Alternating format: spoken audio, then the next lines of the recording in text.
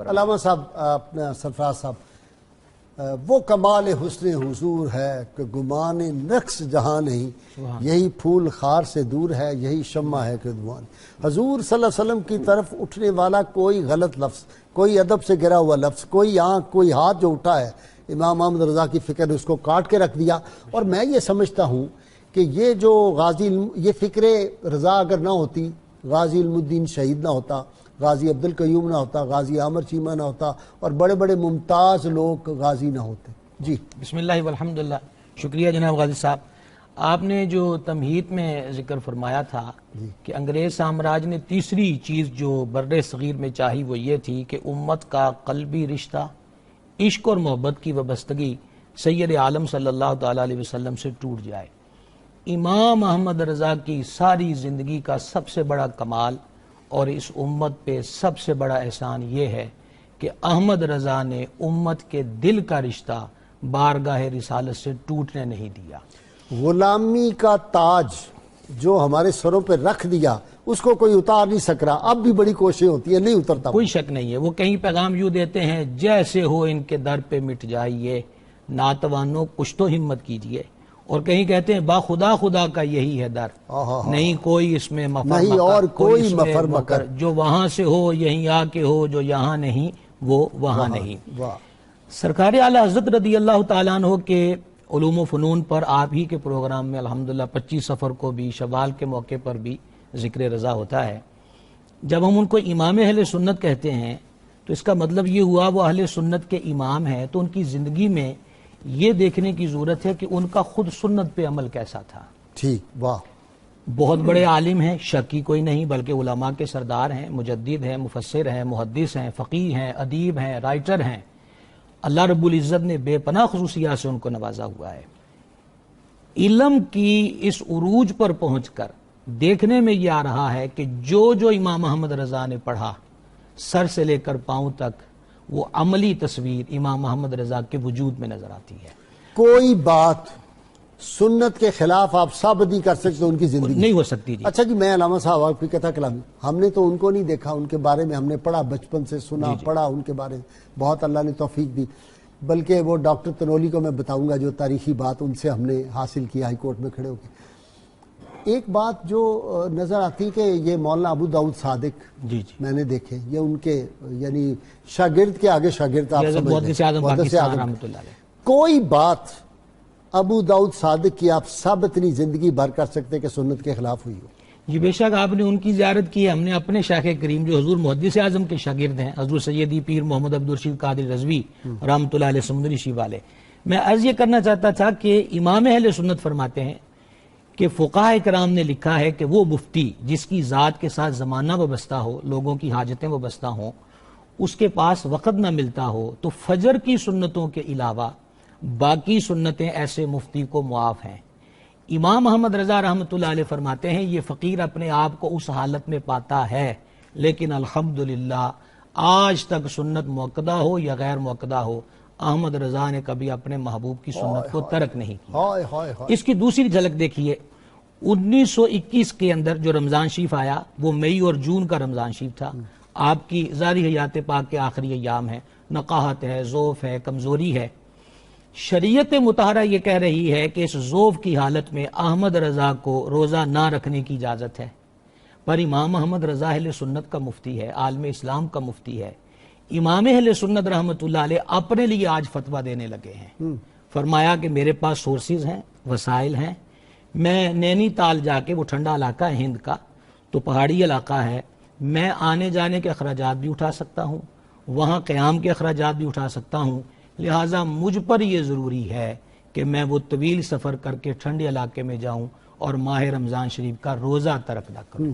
یہ ہے امام اہل سنت رحمۃ اللہ علیہ کی شخصیت۔ اچھا آپ سے ایک سوال ہوتا ہے جی کہ جناب کافی دن گزر گئے آپ نے کوئی جواب ہی نہیں دیا، تو سیدی اعلیٰ حضرت رحمۃ اللہ علیہ فرماتے ہیں کہ 12 ربیع الاول شریف کے بعد طبیعت میں اس قدر ضعف آیا کہ دروازے کے سامنے مسجد ہے، میں نے الحمدللہ اعلیٰ حضرت کا آستانہ بھی بریلی شریف میں دیکھا ہے، مسجد کی زیارت بھی کی ہے، تو فرماتے ہیں کہ دروازے کے سامنے مسجد ہے، 4 بندے مجھے کرسی پر بٹھا کر مسجد میں لے جاتے ہیں اور الحمدللہ جماعت کے سلسلے میں کبھی ناغہ نہیں ہوتا. اللہ. تو مرض کی حالت کے اندر بھی، ذوف کی حالت کے اندر بھی، اللہ، جبکہ ترک جماعت کی اجازت بھی شریعت دے رہی ہو، لیکن عالم اسلام کا مفتی اور 14ویں صدی کا مجدد وہ لوگوں کے سہارے کے ذریعے مسجد کے دروازے تک پہنچتے ہیں. میں آتا ہے کہ محدث انہوں نے جو تھے نا اپنا محدث کچھوچوی رحمۃ اللہ انہوں نے یہ بیان کیا، کہتے میں ان کی محفل میں تھا تو 11ویں شریف جس کو ہم کہتے ہیں غوث الاعظم کی نیاز جو تھی وہ کھانے لگے تو مٹھائی کا کوئی ٹکڑا نیچے زمین پہ گر گیا تو اعلیٰ حضرت زبان سے نہیں اٹھایا، انہوں نے اپنے ہاتھ سے نہیں اٹھایا، زبان سے اٹھایا نیچے جھک کے. یعنی ادب دیکھے نا، کہیں کہ میری قبر جو ہے اس کو گہرا کھودنا کہ کھڑے ہو کے سار نہ لگے. انہوں نے کہا جی کھڑے ہو کے قبر تو بہت کم گہری ہوتی ہے. کہا نہیں جب سرکار تشریف لائیں گے تو میں نے کھڑے ہو کے پڑھنا. مصطفیٰ جان رحمت پہ لاکھوں سلام. جی صاحب یہی بات ہے کہ سرکار اعلیٰ حضرت رضی اللہ تعالیٰ فرماتے جب سے فقیر کو معلوم ہوا ہے کہ بغداد معلیٰ کدھر ہے، فقیر نے اس دن سے کبھی اس سمت پاؤں نہیں پھیلائے. اللہ. یہ جو محدث اعظم ہند کچھوچوی رحمۃ اللہ علیہ ہیں، اصل میں یہ کار افتاح سیکھنے کے لیے بریلی شریف حاضر ہوئے تھے. تو اعلیٰ حضرت کو اس چیز کی بھی خوشی تھی کہ غوث پاک رضی اللہ تعالیٰ عنہ کی اولاد کے شہزادے مجھ سے پڑھنے کے لیے آئے ہیں، تو آپ نے اپنی جیب سے شرینی اس دن منگوائی تھی اور غوث پاک کی نیاز کا اہتمام کیا تھا.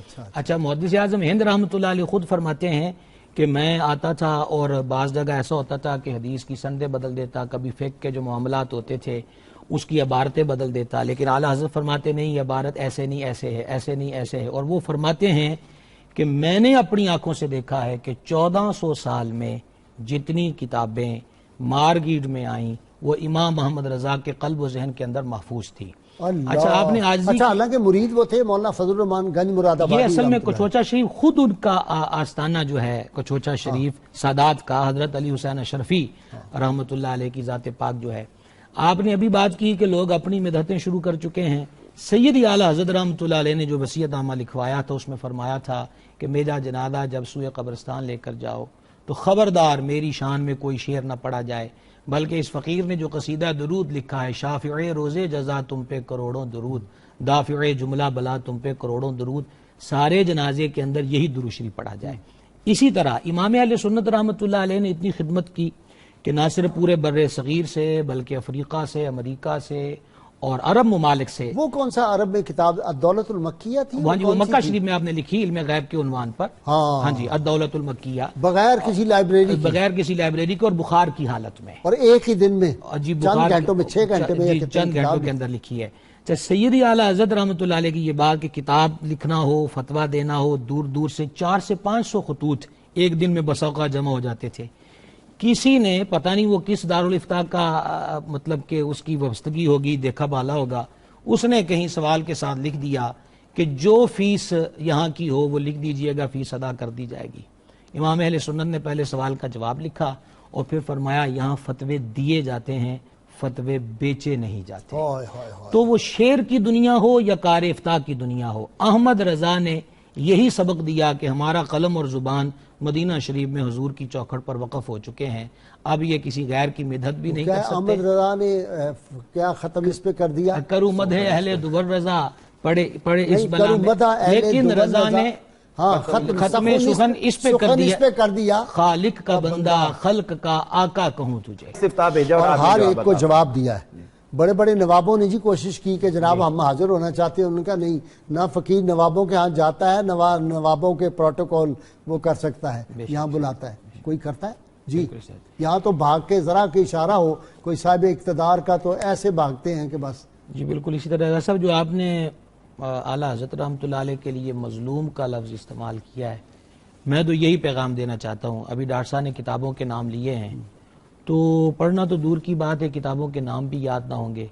تو فکر رضا، پیغام رضا یہی ہے، تراجم ہونے چاہیے، ان کی تشریحات ہونی چاہیے، ان کو اور ان کو عام کیا جائے، مدارس کے اندر ان کو پڑھایا جائے. جتنے پیسے یہ نعت خوانی کی محفلوں پہ ہوتے ہیں اتنے یہ علمی کاموں میں مفتی منیب الرحمان بیچارے روتے ہیں، چیختے ہیں، یہ کیا کرتے ہو تم؟ اسی طرح جی اس پہ کروڑوں روپے خرچ ہو رہا ہے اور علمی دنیا جو ہے وہ بالکل. وگرنہ یہی تعارف رہ جائے گا کہ چمک تجھ سے پاتے ہیں سب پانے والے، یا اعلیٰ حضرت نے لکھا ہے. اس سے زیادہ یہ شاید بھی بھول بات جائیں نہ گے، جائے۔ چمک تجھ سے صرف پڑھیں گے مصطفیٰ جان رحمت پہ لاکھوں سلام۔ اب اس کے اندر بھی بہت کچھ ایڈ کر دیا، ہم یہاں سے پڑھیں وہ مدینے سنیں۔ اچھا اعلیٰ حضرت کہتے ہیں دور و نزدیک کے سننے والے وہ کان، ہاں۔ کان لعل کرامت پہ لاکھوں سلام۔ ہم یہاں سے پڑھیں وہ مدینے سنیں تو مصطفیٰ کی سماعت پہ لاکھوں سلام۔ بہت شکریہ آپ تینوں مہمانوں کا، لیکن سچی بات یہ ہے کہ آج وقت ایسے لگا ہے کہ یہ پورا پروگرام کا وقت 2-3 منٹ میں گزر گیا ہے۔ خاص یوم اس کے لیے ولادت ہے اعلیٰ حضرت۔ ایک پروگرام نہ کافی۔ اجازت تو میں ایک شعر پڑھ دوں۔ ہاں جی اجازت۔ آپ نے فرمایا تھا کہ وہ مظلوم زماں ہیں، ہاں۔